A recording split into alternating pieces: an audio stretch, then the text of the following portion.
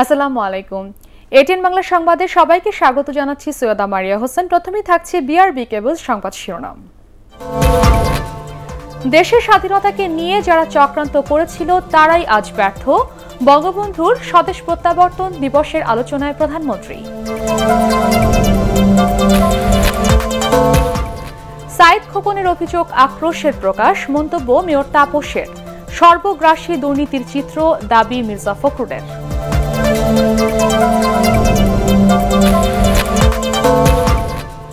সারা দেশে মার্চ থেকে কয়েক দফায় অনুষ্ঠিত হবে ইউনিয়ন পরিষদ নির্বাচন।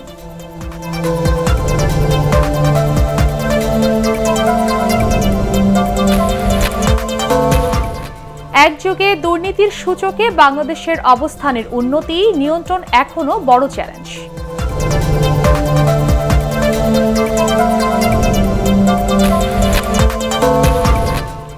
এবং সাই স্পোর্টিং ক্লাবকে একমাত্র গোলে হারিয়ে ফেডারেশন কাপ ফুটবলের শিরোপা ধরে রাখল বসুন্ধরা কিংস।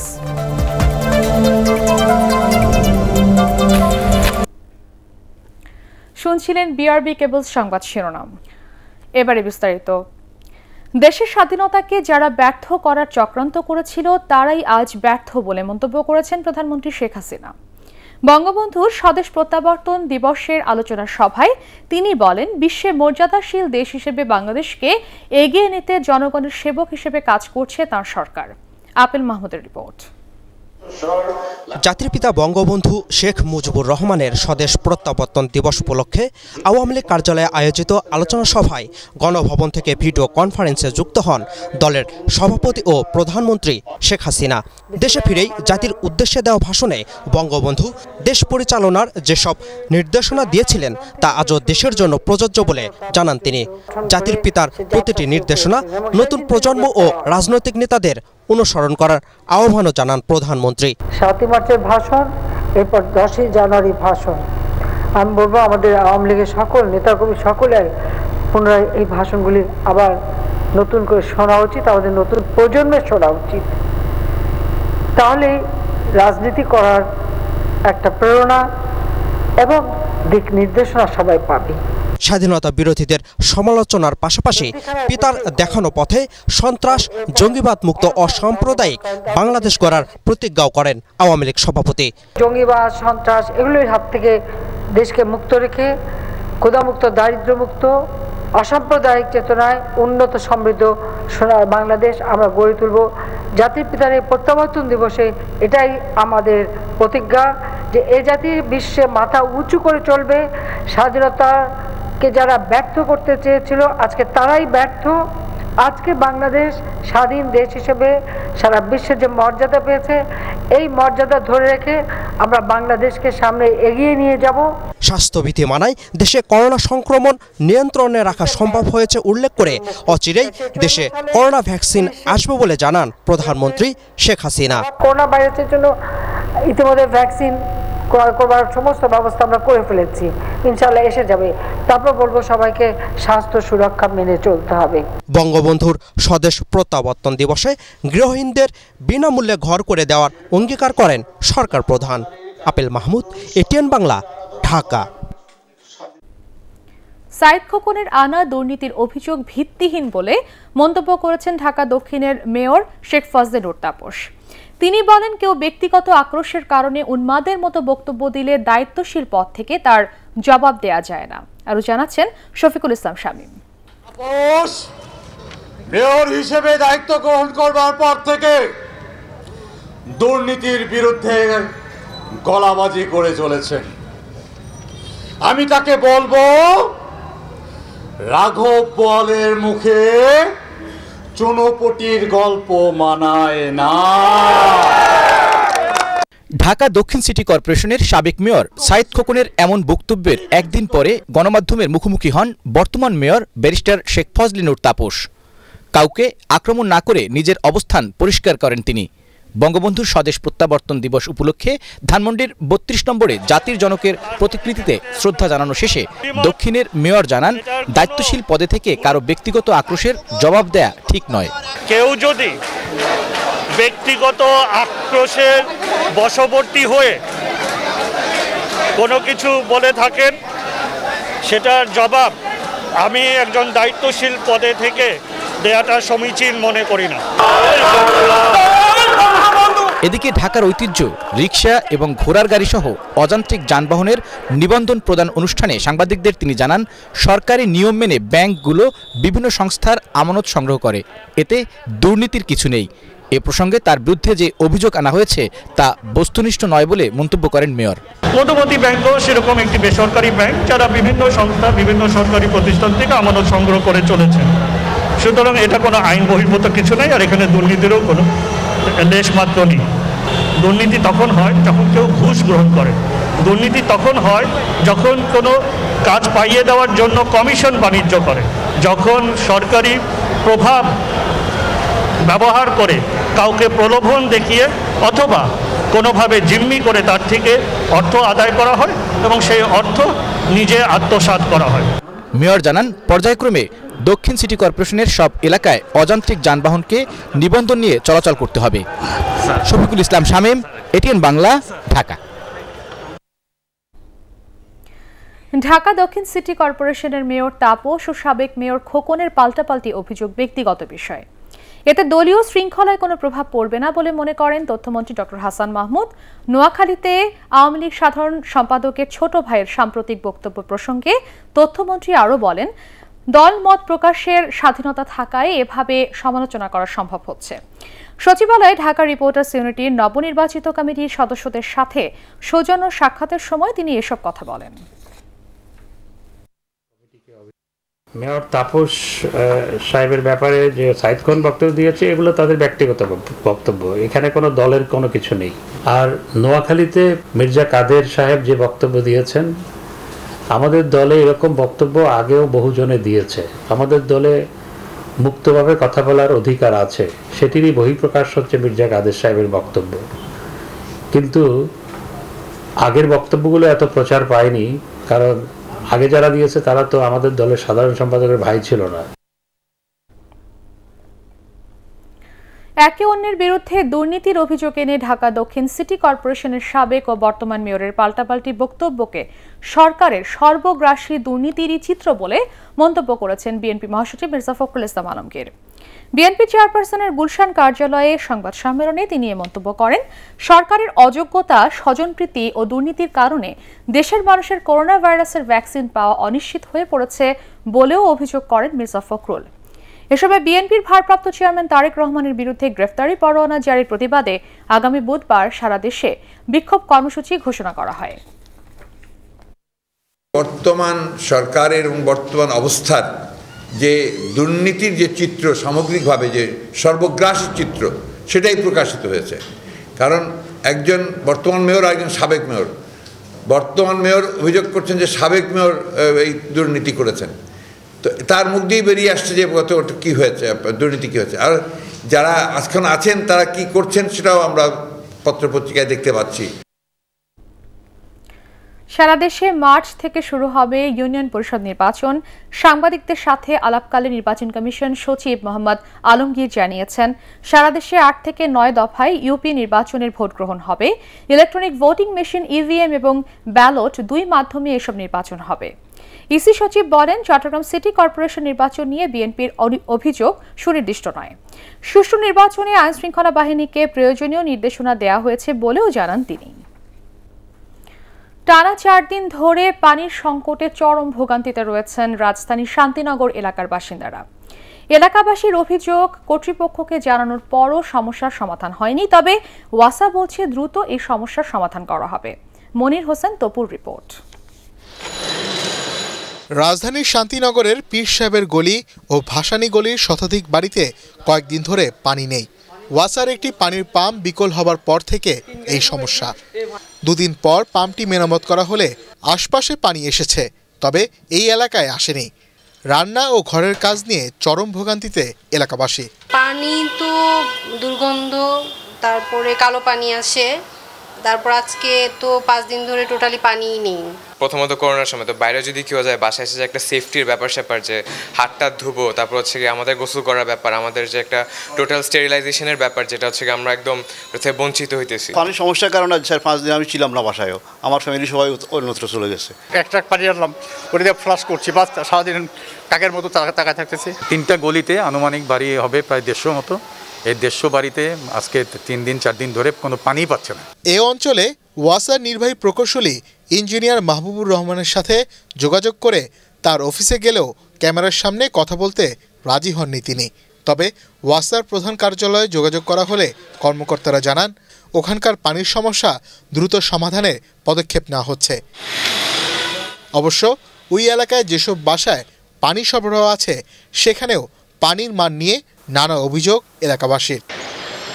মনির হোসেন তপু, ATN বাংলা, ঢাকা। ঘরে বসে নাগরিক সেবা প্রাপ্তির সুযোগ করে দিতে সবার ঢাকা মোবাইল অ্যাপ চালু করল ঢাকা উত্তর সিটি কর্পোরেশন। বঙ্গবন্ধুর স্বদেশ প্রত্যাবর্তন দিবস উপলক্ষে আলোচনা সভায় অ্যাপের উদ্বোধন করেন স্থানীয় সরকার মন্ত্রী তাজুল ইসলাম। আরও জানাচ্ছেন রাসনা দাস। ঢাকাবাসীর সমস্যা সমাধানে ডিজিটাল প্ল্যাটফর্ম হিসেবে চালু হলো সবার ঢাকা অ্যাপ। উদ্বোধনী অনুষ্ঠানে ঢাকা উত্তর সিটি কর্পোরেশনের মেয়র আতিকুল ইসলাম বলেন, এই অ্যাপের মাধ্যমে একদিকে যেমন বাসায় বসে বিভিন্ন নাগরিক সেবা পাওয়া যাবে, তেমনি নানা বিষয়ে অভিযোগও করা যাবে। এ সময় ঢাকা উত্তর সিটি কর্পোরেশনের প্রতিটি সেবা ডিজিটাল প্ল্যাটফর্মে আনতে আইসিটি মন্ত্রণালয় পাশে থাকবে বলে জানান তথ্য ও যোগাযোগ প্রযুক্তি প্রতিমন্ত্রী জুনায়েদ আহমেদ পলক। যেখানে অবৈধভাবে তারা ব্যবসা বাণিজ্য করছে, আমাদেরকে মেসেজ পাঠান। আপনাদেরকে নিয়ে, বাংলাদেশ আওয়ামী লীগকে নিয়ে, তাদের সংগঠনকে নিয়ে এই অবৈধ উচ্ছেদ করব ইনশাআল্লাহ। অফিস যেন কার্যক্রম সিটিজেনের ঘরে বসে করতে পারে, তার জন্য আমরা ঢাকা উত্তর সিটি কর্পোরেশনে স্মার্ট সিটি প্রকল্প আমরা হাতে নিয়েছি, যার মাধ্যমে এই সকল সেবাগুলো আমরা একসাথে মিলে কাজ করব। আর সবাই মিলে সম্মিলিতভাবে কাজ করলে ঢাকাকে অবৈধ দখলমুক্ত, পরিচ্ছন্ন, নিরাপদ ও ডিজিটাল নগরীতে পরিণত করা সম্ভব বলে মনে করেন স্থানীয় সরকার মন্ত্রী তাজুল ইসলাম। যে সমস্ত খালগুলো আছে সবগুলোকে যদি আমরা সত্যিকার অর্থে এরকম ভাবে নতুন দিগন্ত উন্মোচনের মতন করে আমরা যদি পুনর্গঠন করতে পারি, অবশ্যই আমাদের ঢাকা বিদেশের থেকেও আরো অনেক দৃষ্টিনন্দন ঢাকা হবে। এতে বক্তারা বলেন, নগরী পরিচ্ছন্ন রাখা সবার দায়িত্ব, তাই জনপ্রতিনিধিদের পাশাপাশি সাধারণ মানুষকেও এ ব্যাপারে এগিয়ে আসতে হবে। আমার সোনার বাংলা। রাসনা দাস, ATN বাংলা, ঢাকা। এবার শেখ হাসিনা সরকারের টানা 1 যুগ পূর্তি নিয়ে ধারাবাহিক প্রতিবেদন।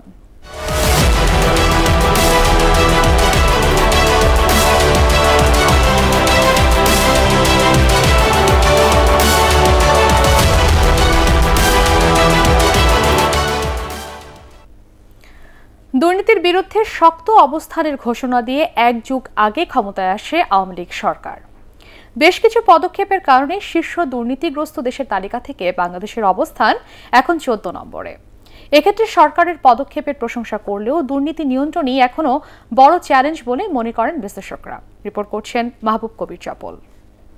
স্বস্তি ও আস্থা ফিরিয়ে আনবো, শান্তি ফিরিয়ে আনবো, এই ওয়াদা আমরা করছি। 3 বদলের ঘোষণা দিয়ে 2008 সালের নির্বাচনে জয়ের পর সুশাসন নিশ্চিত করাই ছিল আওয়ামী লীগের বড় চ্যালেঞ্জ।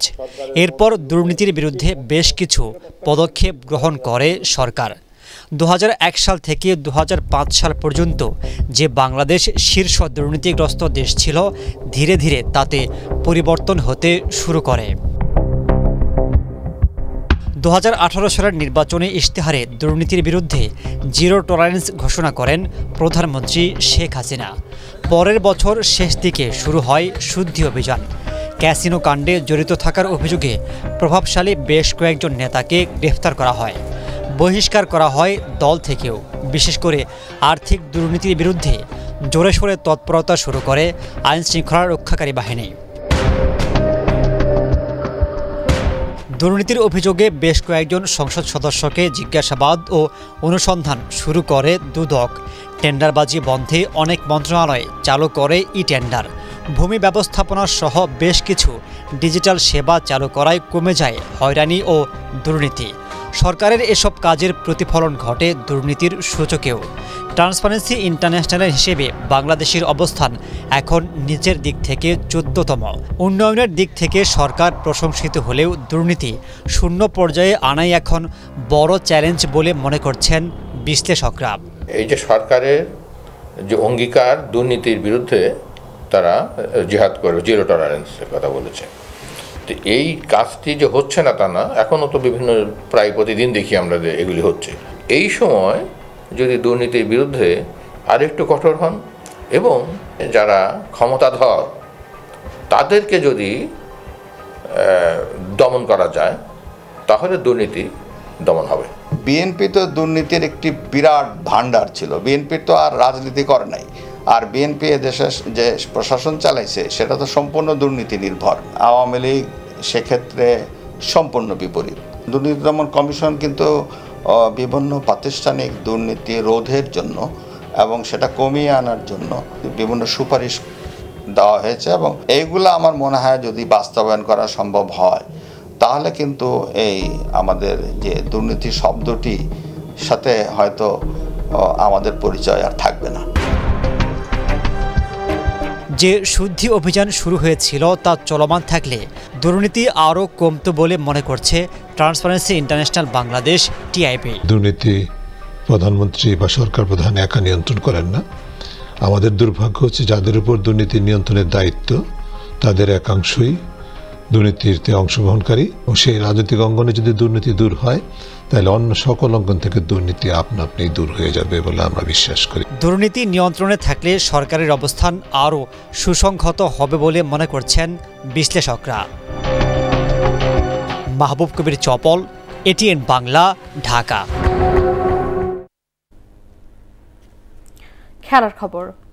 সাইফ স্পোর্টিং ক্লাবকে একমাত্র গোলে হারিয়ে ফেডারেশন কাপ ফুটবলের শিরোপা ধরে রাখল বসুন্ধরা কিংস। গোলশূন্য প্রথমার্ধের পর বসুন্ধরার হয়ে শিরোপাজয়ী গোলটি করেন আর্জেন্টাইন ফরওয়ার্ড রাউল অস্কার বাসেইরা। এবার নিয়ে টানা দ্বিতীয়বারের মতো ফেডারেশন কাপে চ্যাম্পিয়ন হল বসুন্ধরা কিংস। আরও জানাচ্ছেন পরাগারমান। টানা দ্বিতীয়বার ফেডারেশন কাপের শিরোপা জয়ের উচ্ছ্বাস যে এমন বাঁধ ভাঙা হবে তা বলাই বাহুল্য। আর পরাজয়ের কারণে প্রথমবার ট্রফি ছোঁয়া দূরত্বে এসে হতাশ সাইফ স্পোর্টিং। এতে করে নান্দনিক ল্যাটিন ফুটবলের কাছে আবারও ধরাশায়ী আফ্রিকান পাওয়ার ফুটবল। অবশ্য আগের দুবারের মোকাবেলায় প্রতিবারই বসুন্ধরার কাছে হেরেছিল সাইফ স্পোর্টিং ক্লাব। এবার প্রথমবারের মতো ফেডারেশন কাপের শিরোপা জয়ের পাশাপাশি পরাজয়ের ব্যবধান কমানোর সুযোগ ছিল তাদের, কিন্তু জোনাথন ফার্নান্দেজ এবং ওকোলোরা সুযোগগুলো কাজে লাগাতে না পারায় গোল খরা কাটেনি। বসুন্ধরা কিংসও বেশ কয়েকবার আক্রমণ চালায় সাইফের সীমানায়। তাদের আর্জেন্টিনা ও ব্রাজিলিয়ান ফরওয়ার্ডরা ব্যর্থ হলে গোলশূন্যভাবেই শেষ হয় খেলার প্রথমার্ধ। বিরতির পর মাঠে নেমেই গোলের জন্য মরিয়া হয়ে ওঠে দুই দল। তবে সাইফের প্রচেষ্টায় চীনের প্রাচীর হয়ে দাঁড়ান বসুন্ধরার গোলকিপার আনিসুর রহমান জিকু। আছে মতিন উঠে এসেছেন। উল্টো খেলার 52 মিনিটে ব্রাজিলিয়ান রবিনহোর কাছ থেকে বল পেয়ে আর্জেন্টাইন ফরওয়ার্ড রাউল বেসেরো এগিয়ে দেন বসুন্ধরাকে। টুর্নামেন্টে এটি তার পঞ্চম গোল।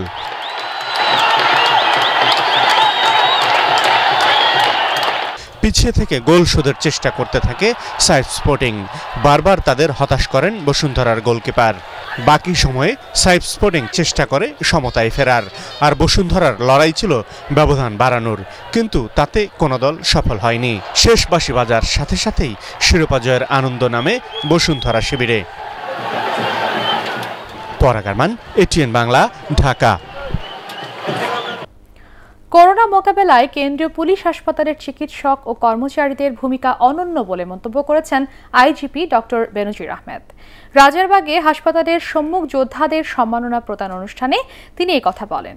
চিকিৎসক ও স্বাস্থ্যকর্মীদের এ প্রচেষ্টা দেশের বাইরেও প্রশংসিত হয়েছে বলেও জানান আইজিপি।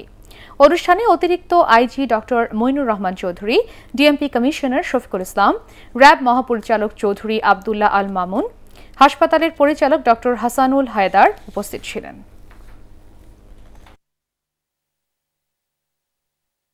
আমাদের চিকিৎসকরা, আমাদের ডক্টরস, নার্সেস, মেডিকেল স্টাফস, আমাদের মেডিকেল অ্যাডমিনিস্ট্রেটরস, তারা যেরকম শুরু থেকে শূন্য হাতে দায়িত্ব পালন করেছেন, একইভাবে পুলিশ বাহিনীর সকল সদস্যরাও without any protection they were the front line fighting this pandemic. সে কারণেই আমাদের প্রায় 22,000 লোক ইনফেক্টেড হয়েছে। We lost 84 souls. ভারতের পাশাপাশি অন্যান্য দেশ থেকে করোনা ভাইরাসের ভ্যাকসিন আমদানির আহ্বান জানিয়েছেন জাতীয় পার্টির চেয়ারম্যান জি এম কাদের। প্রতিটি নাগরিকের জন্য বিনামূল্যে ভ্যাকসিন দেওয়ার দাবিও জানান তিনি। রাজধানীর বনানী কার্যালয়ে নারায়ণগঞ্জ ও মুন্সিগঞ্জ জেলা নেতৃবৃন্দের সাথে মতবিনিময় সভায় এসব কথা বলেন পার্টির চেয়ারম্যান।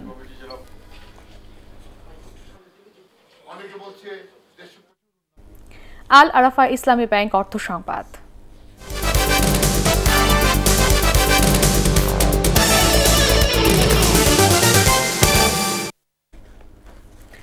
বঙ্গবন্ধুর স্বদেশ প্রত্যাবর্তন দিবস উপলক্ষে বঙ্গবন্ধু কর্নার উদ্বোধন করল রূপালী ব্যাংক লিমিটেড।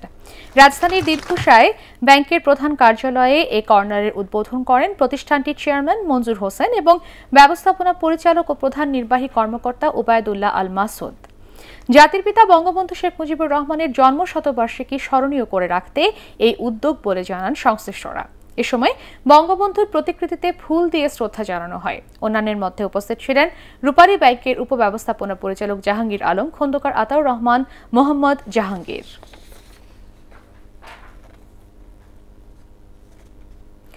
বঙ্গবন্ধুর স্বদেশ প্রত্যাবর্তন দিবস উপলক্ষে খাগড়াছড়ি মাটিরাঙ্গা সরকারি হাইস্কুল মাঠে সেনাবাহিনীর পক্ষ থেকে শীত বস্ত্র বিতরণ করা হয়েছে। শীত বস্ত্র বিতরণ করেন Guimara region commander brigadier general Moazzem Hossain. বঙ্গবন্ধুর স্বদেশ প্রত্যাবর্তন দিবস উপলক্ষে বিনামূল্যে স্বাস্থ্য সেবা দেওয়ার উদ্যোগও নেওয়া হয়। উপজেলা পরিষদ মাঠে বিনামূল্যে চিকিৎসা সেবা ও ঔষধ বিতরণ কর্মসূচির আয়োজন করে সেনাবাহিনীর লক্ষ্মীছড়ি জোন। সন্ধানী লাইফ ইন্স্যুরেন্স কোম্পানি লিমিটেড বাণিজ্য সংবাদ।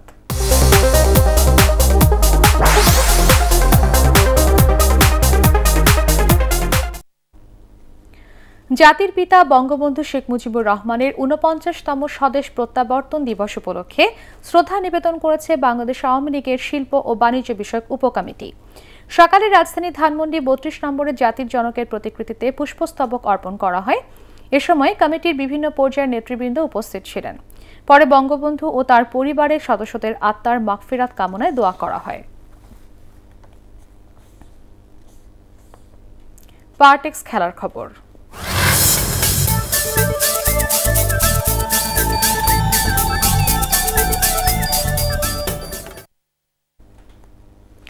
প্রায় এক বছর পর আন্তর্জাতিক ক্রিকেটে ফেরার উপলক্ষে রোমাঞ্চিত ক্রিকেটাররা দুটো ঘরোয়া টুর্নামেন্টে নিজেদের পরখ করতে পারে ওয়েস্ট ইন্ডিজের বিপক্ষে ভালো ফল করা অসম্ভব নয় বলে জানান তরুণ ক্রিকেটার নাজমুল হোসেন শান্ত। এদিকে ৩টি ওয়ানডে ও ২টি টেস্ট খেলতে সকালে ঢাকায় এসে পৌঁছেছে ওয়েস্ট ইন্ডিজ ক্রিকেট দল। পরাগ আরমানের আরেকটি রিপোর্ট।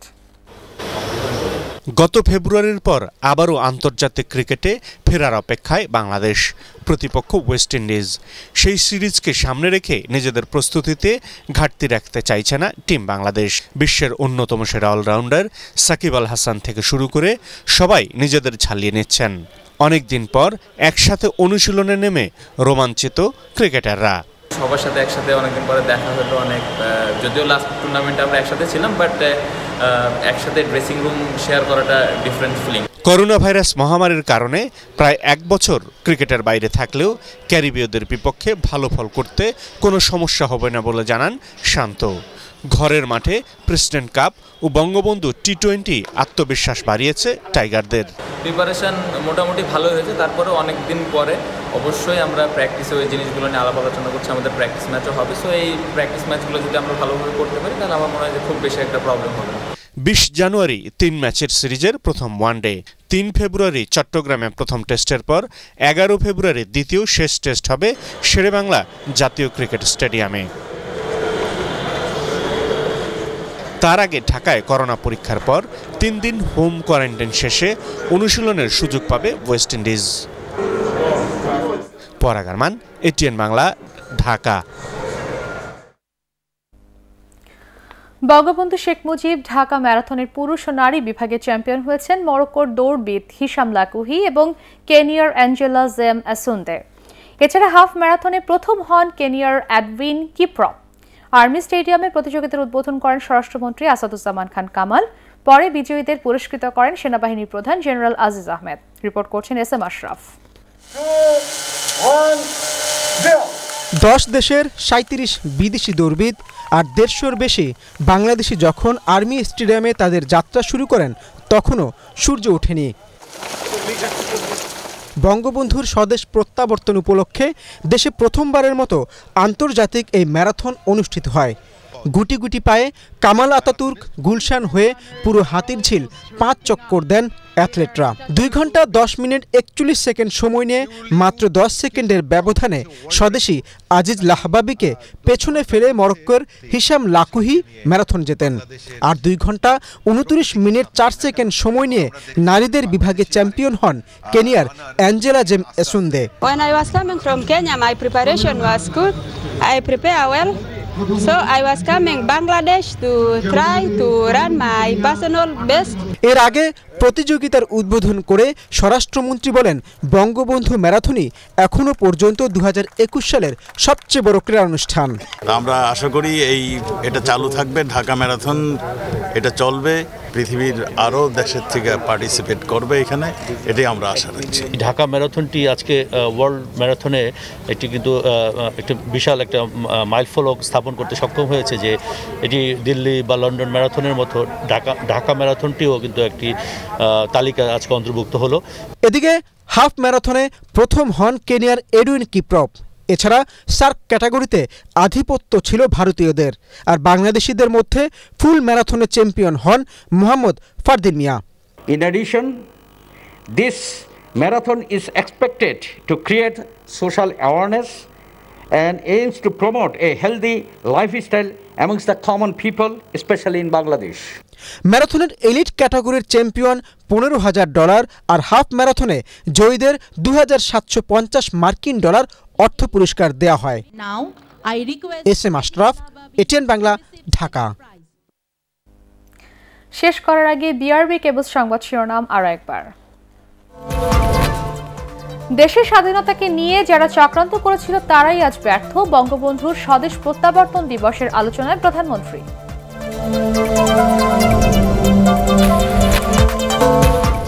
সাইদ খোকনের অভিযোগ আক্রোশের প্রকাশ, মন্তব্য মেয়র তাপসের। সর্বগ্রাসী দুর্নীতির চিত্র, দাবি মির্জা ফখরুলের।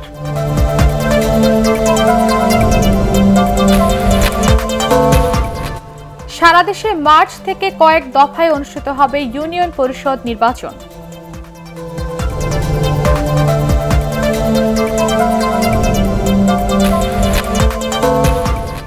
এক যুগে দুর্নীতির সূচকে বাংলাদেশের অবস্থানের উন্নতি, নিয়ন্ত্রণ এখনো বড় চ্যালেঞ্জ।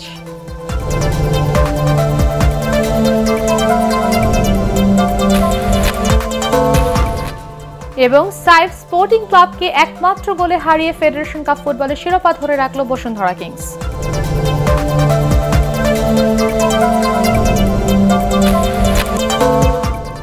পরবর্তী সংবাদ দেখার আমন্ত্রণ জানিয়ে এখনকার মতো শেষ করছি। করোনা ভাইরাস থেকে নিজেকে সুরক্ষিত রাখতে মাস্ক পরুন, বারবার হাত পরিষ্কার করুন।